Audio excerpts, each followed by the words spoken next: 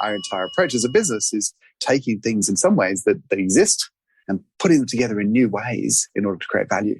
You can either be 80% good for everybody or you can be 100% good for someone. Being there in service of something bigger than yourself is actually really powerful and a great way to, in some ways, both run a business, but also, I think, just to live. Welcome to Add to Cart, Australia's leading e-commerce podcast that express delivers all you need to know in the fast-moving world of online retail. Every week, Nathan Bush from eSuite and an e-commerce industry expert will share the news, research and insights that you need to know to keep you at the top of your game. And of course, keep your customers adding to cart.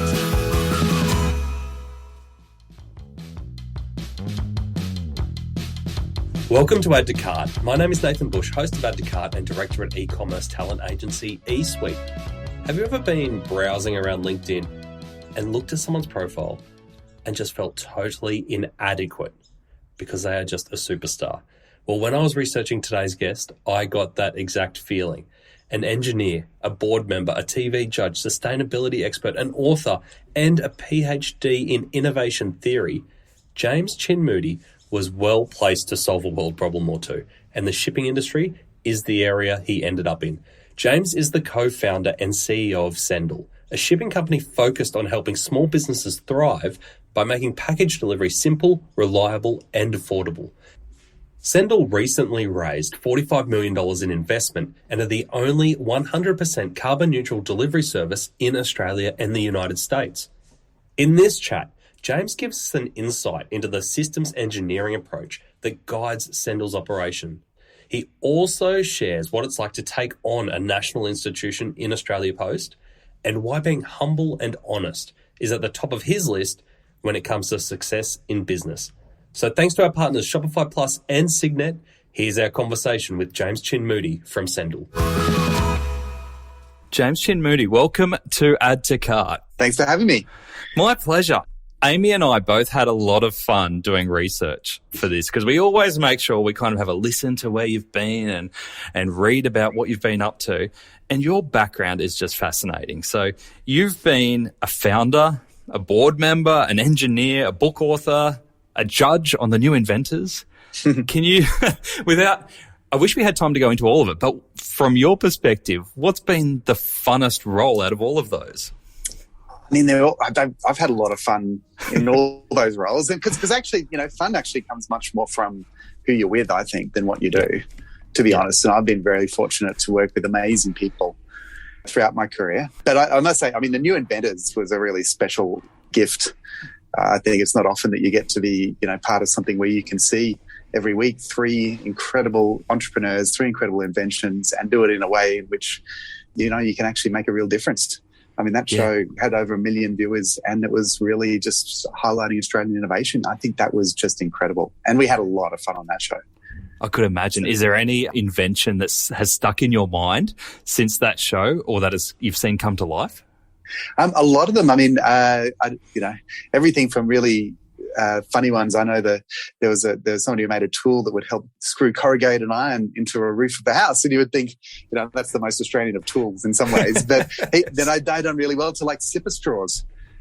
Some people might know of them. There's lots and lots of inventions that really made it.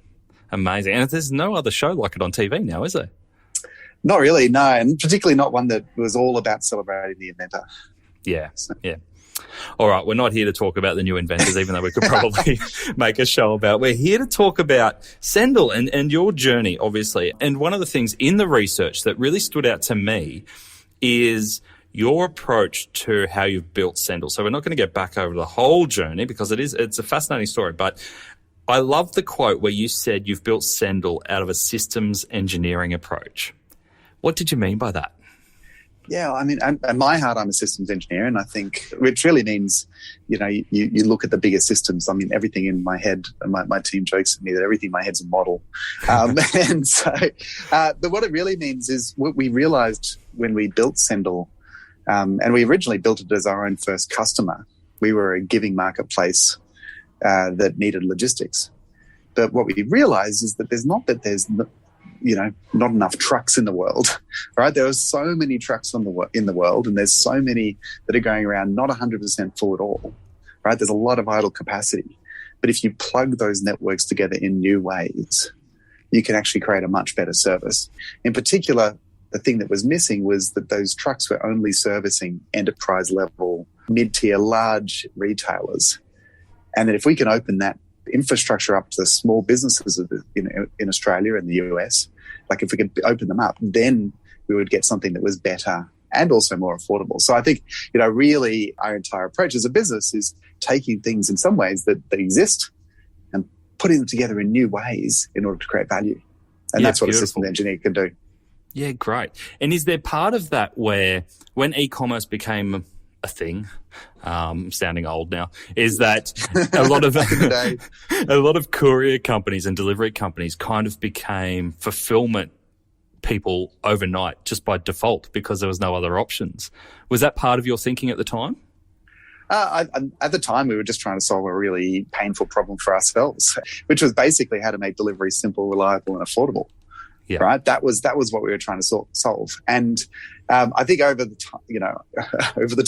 days, we have realized that there is this seismic shift going on in retail, of course, in the move to online retail, and that's causing a shift in logistics as well. If you think maybe 10 or 15 years ago, the logistics world was built for, I think of it as clean to clean, or, like simple to simple, like it was built from warehouse to retailer to shop.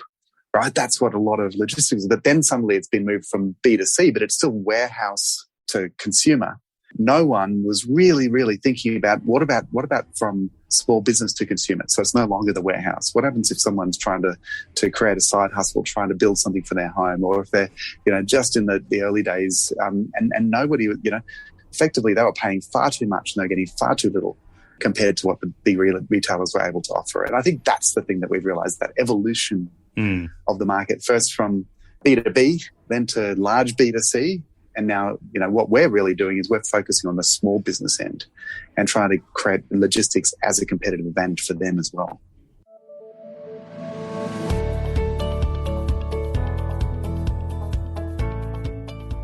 Right now, online retail is changing rapidly and it doesn't look like it's slowing down. And maybe it never will.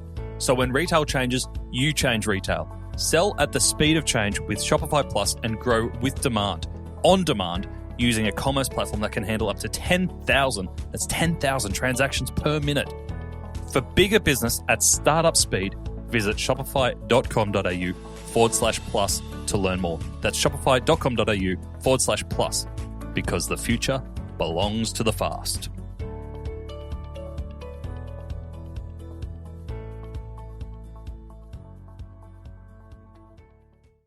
When you talk about small business, can you give us an understanding on the profile of your customers? Are they kind of shipping from homes, shipping from small offices, warehouses?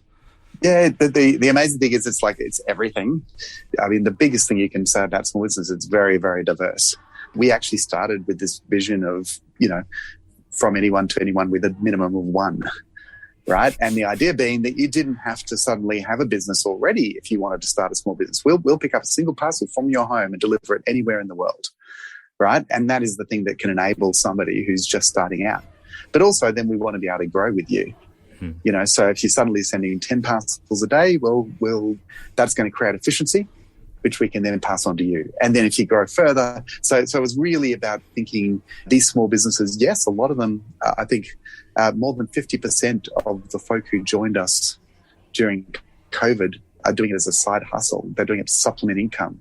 They're doing it as a way of, of creating options for themselves and putting food on the table potentially, or helping send the kids to school.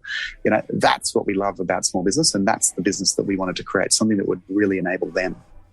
And is that the biggest problem you're solving, if we're talking specifically for small to medium e-commerce businesses, that they have trouble when they go, we've probably got 2, 3, 4 orders. We're in that weird spot where Australia Post won't come to us. We've got to get to the post office.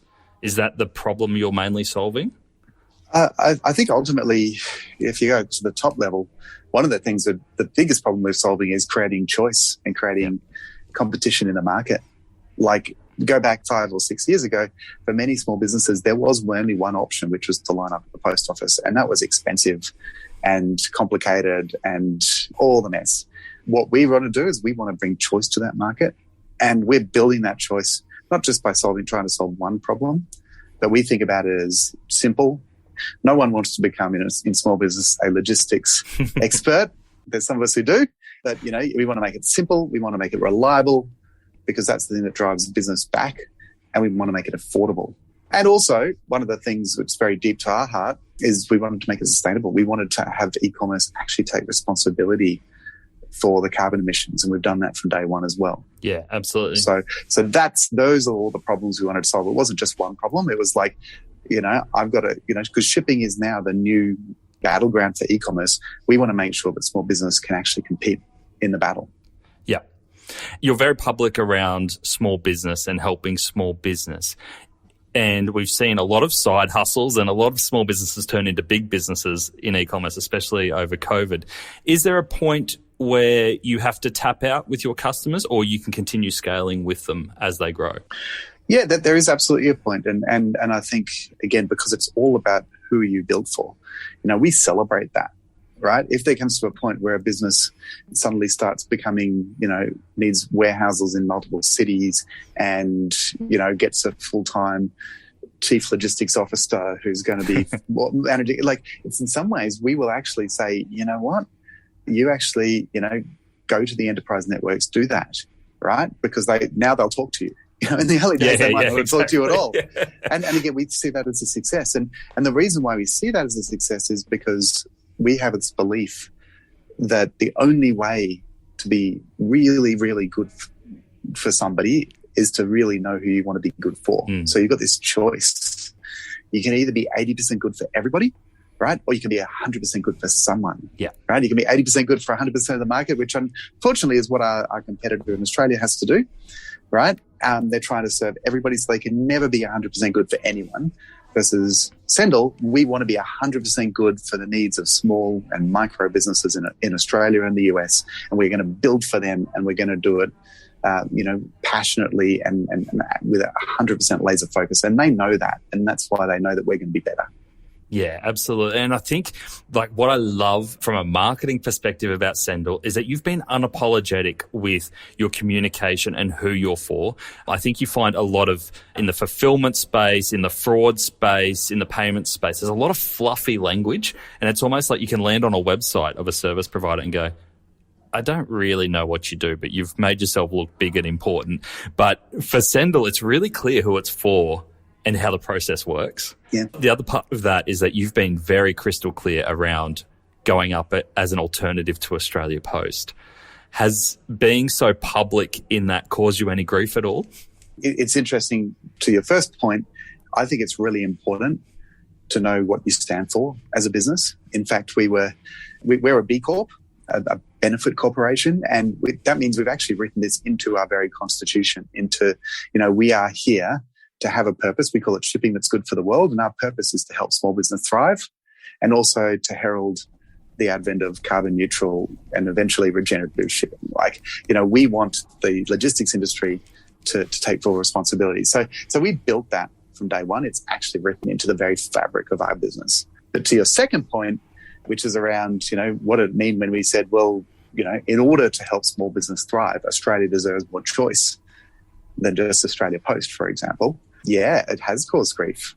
We had a trademark that we'd created, in the very early days. One of the ways we thought we could describe our service to differentiate ourselves was the trademark Post without the office, which we also thought was a bit funny.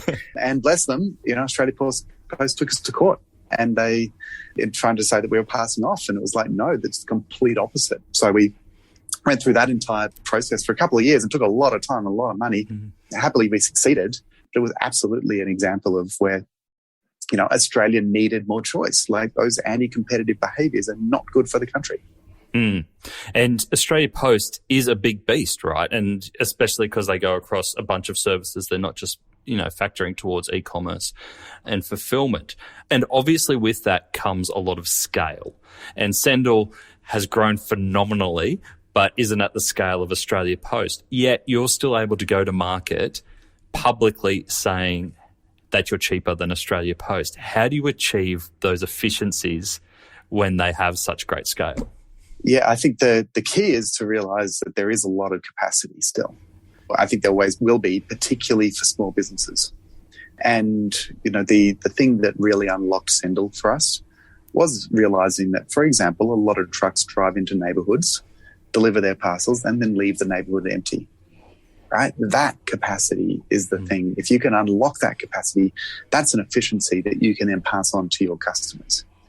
And then you bring all those customers together. Yeah. And individually, it's very hard to compete. But, again, collectively, you can make a huge dent. And really, so if you think about what we're doing, is we're really doing those two things, unlocking capacity in the network and then bringing together the buying power of all those tens or hundreds of thousands of small businesses in order to basically help them compete. Because if they don't, then they will be left behind. A good example of this is from Sydney to Perth. If you want to send 10 kilograms, you can line up at the post office and it'll cost you $45. Right? We'll pick it up from your door for 20. Right? And that's just an example of, there's no way really, really large retailers are spending $45 to send that parcel. Yeah. And do you think, this could be a loaded question, so feel free to avoid it. Do you think Australia Post are taking advantage of small to medium businesses when they're charging those kind of rates? Look, it's very hard to tell, what their input costs are or all that sort of thing. So I can't really comment on that. Yeah. That bit, what I do know is that ultimately there's absolutely no way that they'd be charging that for the really large retailers. Yes. I couldn't imagine that would be happening. So, everyone can probably draw their own conclusion from that. Yeah. And when you talk about unlocking efficiencies or unlocking capacity, in the way that you've built Sendle, where do you think the secret, well, I'm sure you know, but where is the secret sauce behind doing the unlocking? Is it in data? Is it in processes? Is it in relationships? Is there anything specific that you put that down to? I think it's all of the above. It's one of those things. I think if we'd known how complex it was going to be when we began, maybe we wouldn't have begun. But no, it's very, it's a very complex thing to do in order to absolutely focus on the whole, merchant experience and then the receiver experience, right? And making sure that's seamless. It's one of those things, to make something simple often requires a lot of complexity. Now, think of the light switch on the wall right now, right? That's an incredibly simple thing. You flick a switch and on goes the light, right? And if you think about that's a level of sophistication. That's a sophisticated technology right there. Yep. Because behind the scenes, you have an entire infrastructure, a power grid, and then transformers and generators and all that's just to make it so that it reliably, you flick the switch and on goes the light. Yep. Right? It looks simple, but behind the scenes, it's complex. But that's the beautiful thing about technology. That's what it's there to do. I can see why your team are saying that you've always got a model going through your head now. Indeed. Now, obviously, COVID was massive for e-commerce in general, and I can imagine that it had huge impacts to Sendle and your network. I saw a stat in there that parcel volumes grew 103% in 2020, which is just insane. In terms of, if we leave volume aside, are you seeing any changes in customer expectations or behaviours around fulfilment post-COVID? Well, I mean, we're still living it, right? You're unfortunately in lockdown and it's still going on. But are you seeing changes in customer behaviour out of that period? Yeah, I think it was interesting. We get a very unique view of the world because we focus on small business. And I think we saw two trends. It looks, it might be one that when you see it, but we actually saw two things occurring and we could see it in the data. The first was the beginning of COVID. What we saw is a lot more folk buying online, right? And you could see that through a lot of our merchants would suddenly double in sales or grow by 30% in sales, whatever it might be, en masse. So what was happening is a whole lot of folk shifted to online to buy stuff. And then what happened quickly after that, a couple of months, we started to see more and more folks selling online. So you sort of had these two waves, right? The first wave of shifting to online retail for buying, and then actually all these small businesses suddenly turning to online, for the first time. And, a good example of that would be either because I want to create an online business, or maybe I've actually had a boutique before and my business ran off foot traffic, but now I realize I have to sell online, right, for my business. And so I think we just saw those two waves, and that was the big story of COVID for us. And out of that second wave around more businesses transitioning to selling online, were there any businesses or types of businesses that came to you, that come to mind at Sendle and went, we want to start shipping this online? And you went, oh, that's interesting. We haven't kind of had that scenario before. It's hard to, in some ways, because we don't force anyone to declare. We try to keep it as simple as possible of what they can put it in the scripture they want. I think all I'd say is that the beautiful thing about small businesses, you can pretty much see everything. There's every single thing in the world there, and that's what we love. That's what we celebrate. Yeah. The fact that you could have, dog pajamas, right? Or it is, there's the incredible diversity of things that are being sold online, and to diversity of locations that are being sold to and sold from. Yeah, absolutely. And during that COVID period, during the peak of it, because you're a network-based business with so many partners involved in there, where did you see the main stresses and strains on your network? I think there were, just like every other business during COVID, there's definitely stresses and strains. And peak, there was this sort of internal, I don't know, maybe this is a logistics or an e-commerce joke. You had peak and then you had peak, and COVID was the sneak peek. And then, and so things really went crazy. I think that from our perspective, though, the amazing thing around a business like ours is, we are very adaptable as well. And, during that period, I'm very proud of the fact that we managed to maintain our delivery performance. And a lot of that was by moving to bits of the network that we needed to when we needed to. Did it open up any opportunities that you didn't see coming? I think, the thing about, if I think about that whole COVID period, and again, we're still in it, was, in some ways the hallmark was it was all about volatility, right? Which also then means you need to think all about resilience. In some ways, the world had been pushing towards efficiency, right? And that's when everything's stable. But as soon as you move to volatility, then you start to think about resilience. And so I think we've done that as a business as well, right? We think more and more around how to build out, make sure that network is extremely resilient. And so, the opportunities was really more around let's build stuff that creates more resilience in the network, as well as just trying to make a more efficient network. Absolutely. And in terms of resilience, if you were giving any tips to e-commerce retailers who are listening to this, who are designing their fulfillment and logistics operations using Sendle or otherwise, what would be your biggest tip to creating that resilience in their network? I think, diversity is a good thing. Even if you're not using it, have it as a backup. Back to, we're a minimum order quantity, one network, right? Like we don't require any promises, that we will give you more discounts as you get bigger. That's absolutely that, but we're not that sort of business that requires you to sign up and promise 1,000 parcels in blood, whatever it might be, right? And so, diversity is absolutely the hallmark of planning, I think, for peak. I once heard a really great way of thinking about it is like a one sheet of paper, one slide, you want to talk about everything when things go right and what you want to do. And then you turn the paper over and think about, well, if things go wrong, what are we going to do? Yeah. And thinking about both sides of that, I think, is really important. And for all retailers, that unfortunately is part of the new world, particularly when we're in this period of massive volatility still. Yeah, it's showing that we need plan B, plan C, plan D, just up our sleeve, ready to roll out at any point, right? Yeah. Now, I had an old boss once say to me that payroll is the worst job in the business because, no one ever thanks you every time you get paid. But if you miss a pay or your pay is wrong, you're not going to hear the end of it, right? I can imagine that running a network like Sendle might be pretty similar because if everyone receives your parcel, everything's okay. Like you're never going to have people contact you and go, thanks, Sendle, you did an amazing job. I love that my parcel got here just in the delivery time and everyone was great. It wasn't broken. It was fantastic. But looking on your social, you can see that when things go wrong, people don't hold back, right? How do you balance that and keep your customers happy with so many moving parts?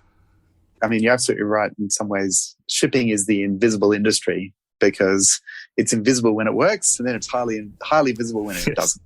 And that's, and it's also, unlike many other digital parts of the world, it is also the one with huge numbers of edge cases. There are things that can go wrong. There are dogs in yards. There is rain. There is traffic. There's all these things that can happen in logistics because we're dealing with atoms. We're dealing with physical objects, and so it is absolutely, in some ways, if you're a digital company, you're optimizing the golden path. If you're a logistics company, what we're trying to do is make sure that we recover, and we are always thinking about those plan B, C, D, and when things inevitably happen, as they do, we will recover. And I think the biggest thing we say within Sendle is it's all about taking responsibility. Right? If something goes wrong, you take responsibility and you do whatever you can to fix it. And a good example here is if for some reason a courier misses a pickup, for example, we have a pickup guarantee the day after. We will actually send a direct service to pick up that parcel, right, to make sure it gets on its way. So that's the sort of thing that we do, that to take responsibility. It means that we're, again, for us, it's about building the best network we possibly can. Yeah. Right. So it gives your customer service team something tangible to come back to customers with when something goes wrong, that they have options up their sleeve to offer a customer. Yeah, and for us, it's all about, getting to that end goal of making the delivery occur, and ideally in full, on time, and it just comes down to the very heart of taking responsibility.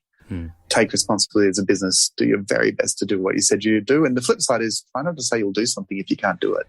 Is it hard to find people in your business at all levels who can take the responsibility that you want them to take? I don't think we're very fortunate. We have what we call the 5 H's in Sendle, which are the things that we recruit everybody by and we try to live by. And, that is in order: humble, honest, happy, hungry, and high performing. And we think and the reason why there is an order is because we also think that we want, high performers and folk who are ambitious and hungry, but we have to be more humble and honest than we are ambitious and hungry. And getting that balance right is really important. And what that translates to, though, of course, is everyone in Sendle, we're here. We succeed if our customers succeed. We thrive if small business in Australia thrives, right? And you sort of, from day one, if you can build that from the beginning, then it isn't very hard to take responsibility. We've talked a lot about B Corp retailers on past episodes of Add to Cart, and our packaging partners Signet are playing their part. They recently helped nail polish brand Sienna Byron Bay achieve B Corp status and 99% plastic-free orders from start to finish. By switching from bubble-lined mailer bags 3 years ago to Signet's G-Army protective packaging, not only is Sienna's practices better for the environment, it keeps the nail polish better protected. Visit signet.net.au/blog to find out more.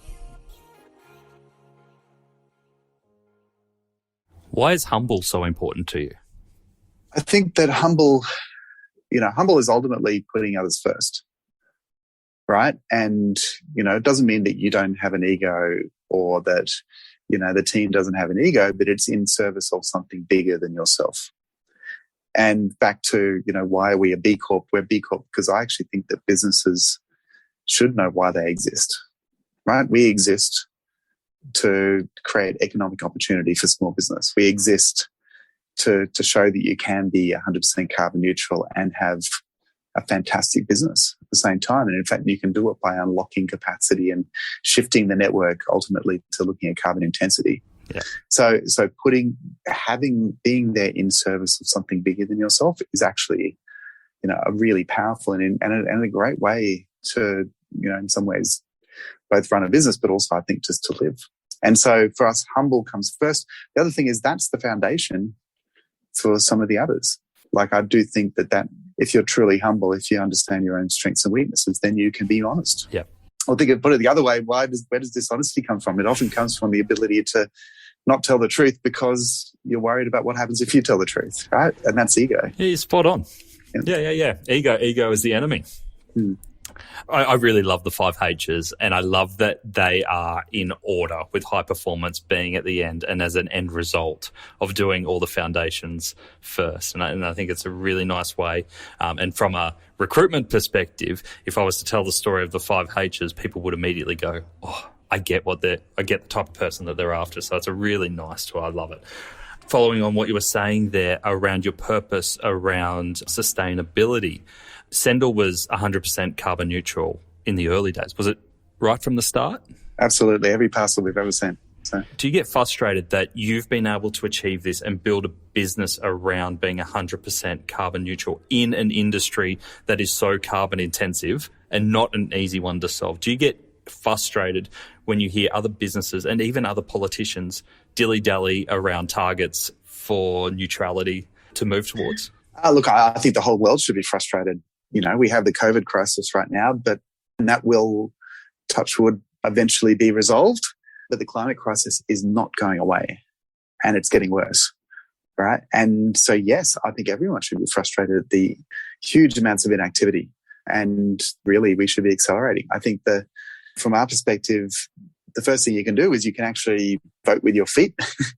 I think sentiment shifted. What's really interesting right now for small business in particular is sentiment is shifting like mad. Over 80% of millennials are more likely to buy from you if your brand shares their values, right? That's huge. Yep. Right. And so we've gone from back in 7 years ago where no one was talking about this at all. And in some ways we were just doing it because it was the right thing to do and no one cared too much, to the fact that now you can ship with Sendle and you can say, I'm now sending 100% carbon neutral, and that becomes a competitive advantage for your business over a giant retailer that's not doing that. Absolutely. Right. And it's a way for you to engage with for a merchant to engage with their customers.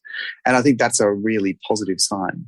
We don't want this to be a competitive advantage for us. We want the entire industry to take responsibility and to basically, start saying, e-commerce has a cost, both in terms of shipping and packaging, and take responsibility for that cost. What you were saying there around the appeal of sustainability and that it is a true decisive factor is so true. And I realised this last week, actually, and from more from a team perspective than a customer perspective, is we posted a job around a sustainable surf brand. And they're not a big brand at all, and they're relatively new.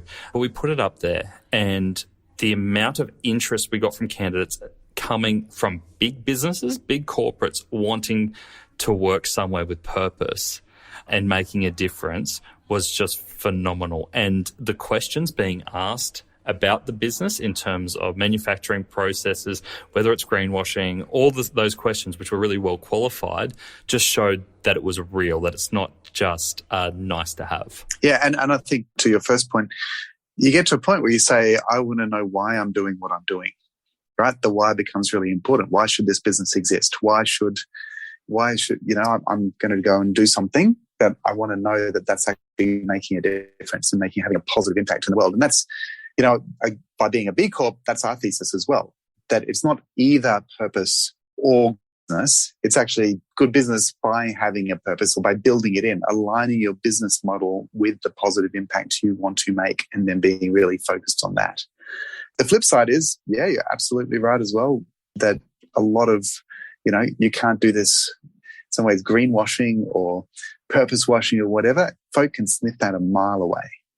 Yep. Right. And so don't do it unless you're actually committed and you actually believe it, because really you will be found out. Right. And you've got to think very, very hard. It's not enough to basically say, stuck some green paint on something and say it's now green. No, you've actually got to think very deeply about, are you committed to this? And back to what our vision is, we can start to remove the barriers to that commitment.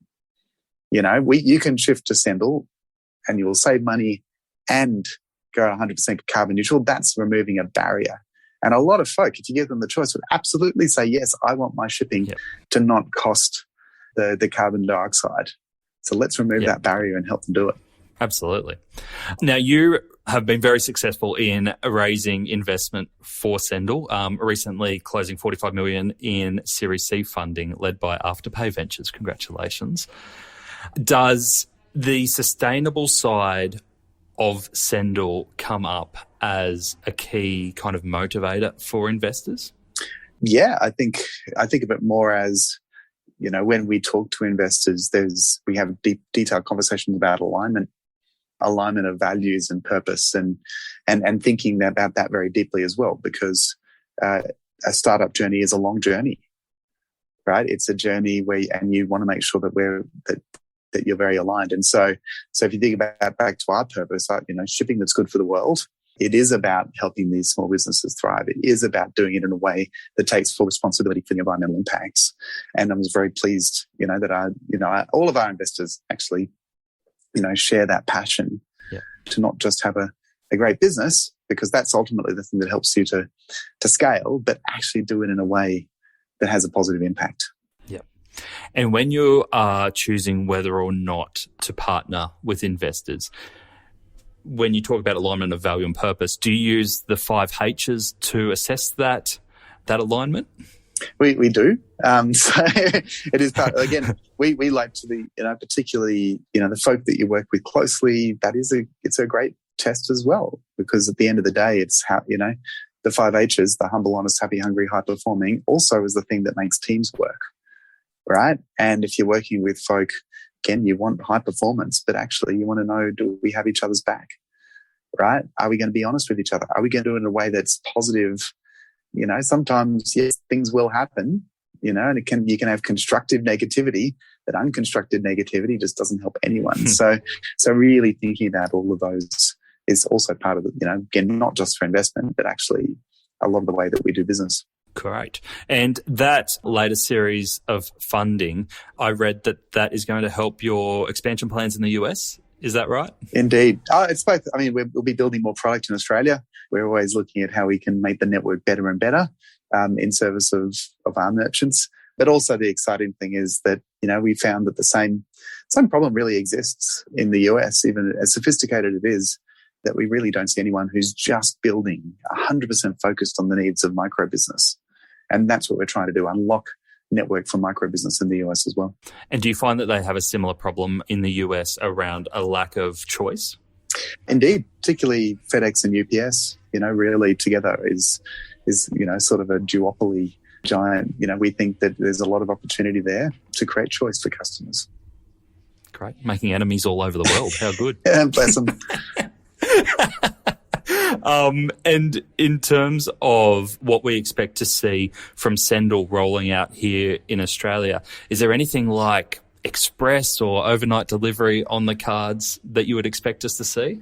Look, I'll get in trouble if I ever pre-announce things, so I can't answer that question. Look, but I'd say that we look very deeply at shipping trends. Our big focus is what will make the biggest difference for our customers in order to help them sell more. You mentioned about shipping being the chore, the thing, we'd love to get to the point where actually shipping does become visible and where it becomes a joy, not a chore.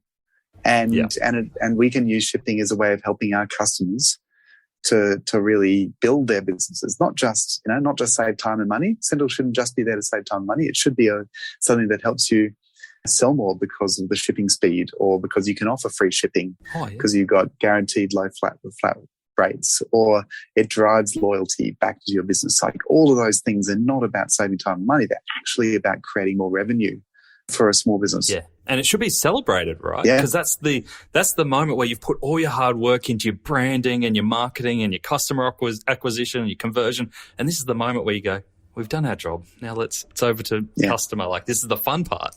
It is. Yeah. And it's like a little gift you get at the end of the thing. So, so that's our vision. That's what we're trying to build. Again, we don't always get it right. Yeah. Like, I'll also be the first to say there's, because shipping is hard, but, really, how do we turn shipping from a chore to a joy? Yeah.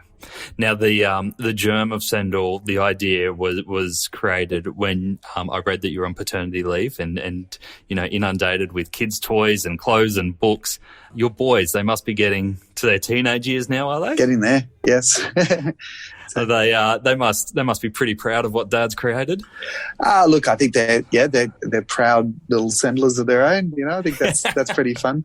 Yeah, I think the interesting thing. Yeah, I actually did. It wasn't even paternity leave. I'd actually signed up to be the primary carer for the boys for a good 5-year period while my wife took on her dream role, and really it came from this realization. I just finished a big role at the CSIRO that I really wanted to build. And, in the mental model of life at that time was primary carer plus building equals startup, I think. Yep. And we built an amazing business, which was about giving things away, again, having a solid purpose. But quickly we realized that if you wanted to remove the friction of giving, you had to remove the friction of delivery. Right. Yep. And we then also realized that we were just one marketplace of many, and in fact, one small-scale shipper of many. And the big moment for us, there were lots of big moments, but, one of the realizations was when I think it was 2014, a whole lot of eBay sellers started to pile into what we'd built. Yeah. And effectively, they would sell on eBay, but because this was a giving marketplace, they'd actually then pretend to give the same item away, right? So they'd list it on eBay, and then when it sold on eBay, they'd list it again, and the receiver would actually just say, "Yeah, I'd like that free thing," and that was really so that we could do the shipping. It was like they're hacking a giving network for shipping, and it was like, wow, that's a lot of effort that they're going through in order to take advantage. And it was really because we were door to door, we were more affordable, we were 100% carbon neutral. So convenience, price, sustainability, we were really, making a difference. And that was when we realized, hang on, maybe our purpose is actually something bigger, which is to help all these small businesses and all these micro businesses to thrive. Yeah. And you've given us the really short version there. We haven't kind of gone back on the history of Sendle, and you've done a couple of podcasts before. I think the Startup Show was one that you've done. So I really encourage people to go back and have a look at the Startup Show episode with James, if you haven't already, because you do a great job of explaining where the idea comes from and how you grew it out. But we kind of wanted to jump straight into where we were today. We're a bit impatient. Yeah, and look, I think that we just found problems to solve. We've been very fortunate, and turned out that we found a really painful, big problem to solve. Oh, and it's great to see. I love seeing, you taking on the world and solving this problem and keeping your values as you're doing it. So we've kind of touched on it throughout our conversation, but in your mind, what is the next big steps for yourself and Sendle? I think, again, we're very fortunate. We have the support of some amazing partners and investors. And we could also say we're only just beginning. You go down these journeys, and I think we are taking an Australian model, and we're expanding into the US. At the same time, we're also making sure that we're not pretending that we know anything. And we've got an amazing team in the US who's actually looking very hard about how we solve all the problems for our US merchants. And I think that's the big sort of journey for us is, continuing to create value for merchants in Australia, entering the US, and then, stay tuned. We'll be looking at other countries after that. Great. We're not going to see you up on Richard Branson's space flight anytime soon, are we? No, not for a while. We do like to. One of my favourite measures, because I am a satellite engineer once upon a time, is actually how many kilometres of parcel delivery. We've crossed over 20 billion kilometres of parcel delivery now, and what that means, we're almost at a light day. So think about the something traveling at the speed of light. It would take almost a day to get the number of kilometres of parcels we've delivered. So we're chasing Voyager. We'll pass Voyager soon, but it's pretty exciting and pretty astronomical. Yeah. Now, if we have retailers listening to this, small businesses, and they're going, "This sounds great. Got to learn more. Where do I get started?" How do they get started? One of the best things about having a network that really starts with minimums of one, in other words, no minimums, is, you can just get started. We don't put any requirements on our merchants. We don't do anything. So effectively, create an account, reach out to the team if you're slightly bigger. But really, we love the idea that, You don't have to be going through lots and lots of hoops in order to create an account and to get started. There is no subscriptions, no minimums, no nothing. Yeah. It's all about keeping it really, really simple. Awesome. Thank you so much, James. Thank you. So I went into the conversation after researching James feeling like an underachiever. And I left that way as well. A smart guy, a nice guy, but I'm not sure I've ever heard someone be so articulate in their thoughts. Whatever models James has running around in his head, I'd love to have just a little bit of it. Here are my 3 takeouts from the episode. 1, it is still possible, even in a world of Amazons, to take on the Goliaths. Before Sendle, if you said that someone was going to come along and take on Australia Post and come out with a better customer proposition and cheaper, you'd be laughed at. James and the team show that it's possible, that with a bit of smarts and a lot of purpose, it's still possible. He is unapologetic about being the champion of small business, and I think this is the secret to it. Don't be put off with competing with the big guys if you have a very clear problem that you're out to solve and you're unapologetic about it. Number 2, James talked about the need for warehouse systems and processes to be diverse, and obviously that's a different use of diversity that we normally use. He's talking about not having all eggs in one basket when it comes to your systems that operate your business, and it's a great point. An exercise to do here is to take a supplier or a piece of tech out of your process and work out how you'd keep operating without them. If you can't figure that out, you need to have a plan B in place as a backup. Number 3, how can I go past the 5 H's of humble, honest, happy, hungry, and high-performing? I almost wanted to say hungry hippo in that order. I'd heard James talk about these before, but every time it hits home, and it cements what Sendle is about in 5 words. It's a challenge for you.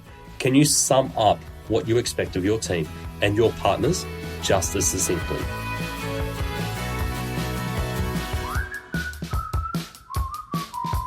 To finish up, I have 3 resources for you. Firstly, if you're a first-time listener of Add to Cart and you want to stay up to date with new episodes, head over to addtocart.com.au and you can sign up for our weekly newsletter. We'll let you know every time a new episode drops, as well as giving you my 3 takeaways from each episode and a link to the transcripts so you can know that this is an episode that you want to dive straight into. Secondly, if you want a weekly roundup of the best e-commerce case studies, tools, and research, sign up to the High Five Friday newsletter, which is delivered to inboxes at 8 a.m. every Friday morning. I read all the e-commerce news and send you the bits that I think you can take action from. Sign up at 12high.com.au/high five. And the last thing, if you are looking to explore your next e-commerce opportunity, head over to esuitetalent.com.au. We are a dedicated e-commerce talent agency connecting the best e-commerce talent with the fastest growing brands. Check it out, sign up to the email, and get in touch with me if you want to discuss your next move. Until next time, thanks for listening and keep those customers adding to cart.